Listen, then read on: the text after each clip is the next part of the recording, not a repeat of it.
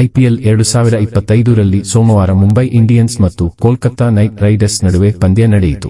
ಈ ಪಂದ್ಯವನ್ನು ಮುಂಬೈನ ವಾಂಖೆಡೆ ಸ್ಟೇಡಿಯಂನಲ್ಲಿ ಆಯೋಜಿಸಲಾಗಿತ್ತು. ಸತತ 2 ಸೋಲುಗಳಿಂದ ಕಂಗೆಟ್ಟಿದ ಮುಂಬೈ ಇಂಡಿಯನ್ಸ್ ತಂಡಕ್ಕೆ ತವರಿನಲ್ಲಿ ಅದೃಷ್ಟ ಕೈಹಿಡಿಯಿತು.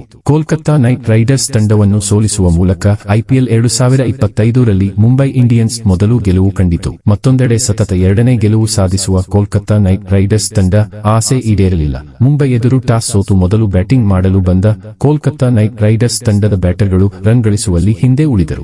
ಒಬ್ಬರ ನಂತರ ಒಬ್ಬರು ಪೆವಿಲಿಯನ್ ಪರೇಡ್ ನಡೆಸಿದರು. ಪರಿಣಾಮ 16 ಓವರ್ಗಳಲ್ಲಿ ಕೆಕೆಆರ್ 116 ರನ್ಗಳಿಗೆ ಆಲ್ಔಟ್ ಆಯಿತು. ಇದಕ್ಕೆ ಉತ್ತರವಾಗಿದೆ ಮುಂಬೈ ಇಂಡಿಯನ್ಸ್. ರಯಾನ್ ರಿಕಲ್ಟನ್ ಅರ್ಧಶತಕದ ನೆರವಿನಿಂದ 12 ಓವರ್ಗಳಲ್ಲಿ 2 ವಿಕೆಟ್ ನಷ್ಟಕ್ಕೆ 121 ಗಳಿಸಿ ಸುಲಭ ಗೆಲುವು ಸಾಧಿಸಿತು. ಈ ಪಂದ್ಯದಲ್ಲಿ ಕೋಲ್ಕತ್ತಾ ಸೋಲಿಗೆ ಹಲವು ಕಾರಣಗಳಿವೆ. ಇದರಲ್ಲಿ ಪಂದ್ಯದ ಟರ್ನಿಂಗ್ ಪಾಯಿಂಟ್ ಕೂಡ ಒಂದಾಗಿದೆ. ಮುಂಬೈ ಇಂಡಿಯನ್ಸ್ ವಿರುದ್ಧದ ಪಂದ್ಯದಲ್ಲಿ ಕೆಕೆಆರ್ ಪರ ಕ್ವಿಂಟನ್ ಡಿ ಕಾಕ್ ಮತ್ತು ಸುನಿಲ್ ನರೈನ್ ಇನ್ನಿಂಗ್ಸ್ ತೆರೆಯುವ ಅವಕಾಶ ಪಡೆದರು. ಆದರೆ ಈ ಇಬ್ಬರು ಬ್ಯಾಟರ್ಗಳು ಮೊದಲ 2 ಓವರ್ಗಳಲ್ಲಿ ಪೆವಿಲಿಯನ್ಗೆ ಮರಳಿದರು. ಮೊದಲ ಓವರ್ನಲ್ಲಿ ನರೈನ್ ಶೂನ್ಯಕ್ಕೆ ಏಟಾದರೆ ಡಿ ಕಾಕ್ ಕೇವಲ 1 ರನ್ ಗಳಿಸಿ 2ನೇ ಓವರ್ನಲ್ಲಿ ವಿಕೆಟ್ ಕಳೆದುಕೊಂಡರು. ಕಳಪೆ ಆರಂಭದಿಂದಾಗಿ ಕೆಕೆಆರ್ ಇನ್ನಿಂಗ್ಸ್ ಚೇತರಿಸಿಕೊಳ್ಳಲಿ ಸಾಧ್ಯವಾಗಲಿಲ್ಲ.